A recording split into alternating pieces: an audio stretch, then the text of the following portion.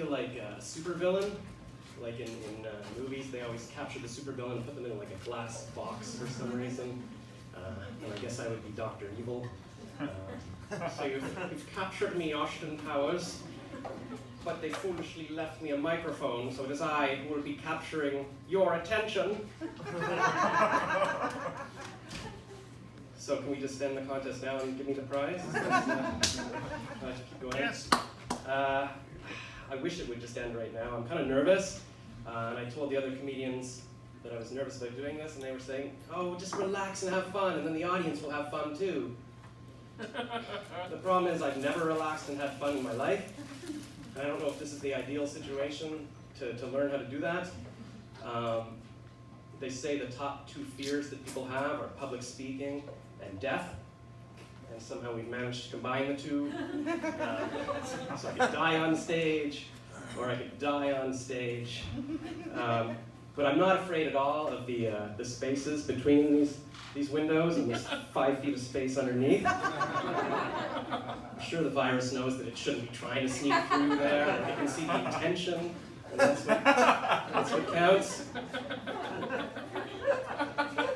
I have this new positive attitude, as you can see, and I got it from a life coach. Last week I did a week-long free group call with a life coach, and he said, it's important to label things positively. You want to use positive words. So, for example, tonight, I could have said, oh, I walked 5 blocks to a contest, but instead I'm saying, this is my world tour. It's like the first stop and the last stop of my world tour.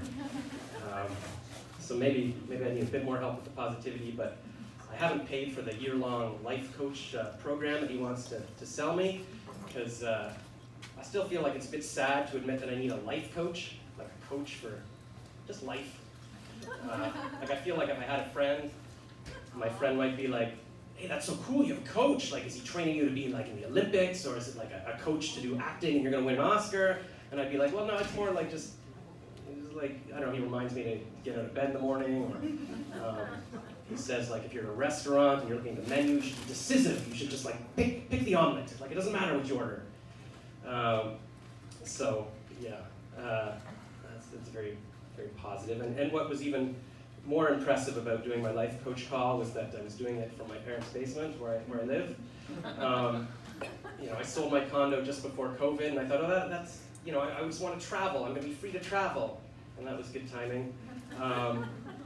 But I thought, okay, well, if I need to be locked down somewhere, it'd be nice to have my parents for company. And now a few months into it, I'm thinking maybe I should just get COVID. Because at least, the hospital staff is probably busy. They won't have time to nag me and tell me I wasted my life. But my parents have time to do that. Lots of time. But positive thinking, at least, we have technology to keep us connected in this trying time. Like, you can talk to life coaches, or you can do Zoom speed dating, which is a whole other story. And I just feel like we don't appreciate technology that much. Like, just before COVID, I was at a restaurant with my family, and I took my 5-year-old nephew to the bathroom, and I showed him how to wash his hands, and we put our hands under the tap, and the water just comes out, so there was a sensor. And he was like, eh.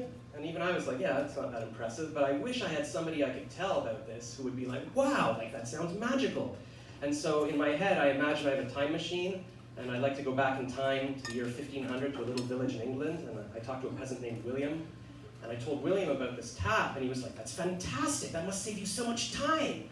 I'm like, well, not that much, like, what do you mean? He's like, well, clearly this must save you hours of walking to the river to wash your hands, and that's why your scientists have put all this time into making this magic tap. And I'm like, well, no, it more just like it saves you from doing this and then that to make the water. And he's like, oh, well, so you've cured cancer.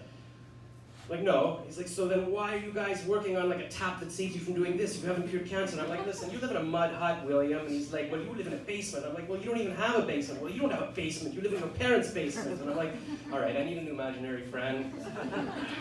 He wasn't even nice to me when I told him about the pandemic. He was like, oh, you have to sit inside and watch Netflix and do your stand-up comedy inside a big Tupperware box. You poor baby, that's your bubonic plague. So, but I feel like he kind of has a little bit of a point. Like, I'm not saying we deserve the pandemic, but we were kind of getting cocky. It's like the MC said, like, you know, we were shaking hands. Why were we shaking hands? Like, we even had a cute expression, like, oh, you don't know where those hands have been. But we do know where those hands have been. Like, we know that we don't live in Japan where the toilets spray water automatically and clean you. Like, we know everybody's wiping their butts with their hands, and yet we're still shaking hands. Oh, but it's based on like an ancient tradition when soldiers would shake hands, you could see they didn't have a sword in their hand. I'm like, yeah, but you can just look at people's hands and see that they don't have a sword. Oh, well, blind people can't see hands, so you're being ableist. Well, okay, if I was going to stab a blind person, I would just put the sword in the other hand and then shake their hand with the free hand, and they wouldn't know. All right, well, you know, shaking hands is just polite. I'm like, well, okay, now wearing surgical masks at a comedy show is polite, so well done, everyone. But one good thing that happened from quarantine is that I came up with a new hobby. You know, I was trying to think, okay, what are some things I liked doing as a kid? And I really enjoyed reading science fiction short stories. And so I've made up a series of science fiction short stories. I write a new one every day, and they're called Breathtaking Alternative Dimension Sci-Fi Stories, or BAD Sci-Fi Stories for short. It's maybe not the best title. But here's my story. So this is the first one.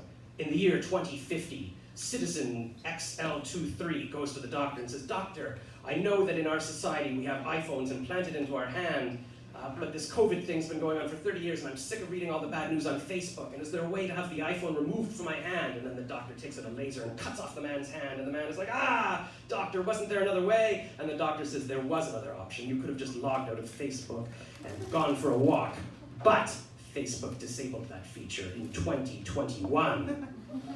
And so the message is, log off of Facebook and go for a walk before someone has to give you a hand to do it. Anyways, it's not the best story, but if you want to hear like the next one I write, then you can vote for me, and I'll save it the next contest. I'm Josh Rachlis, thank you.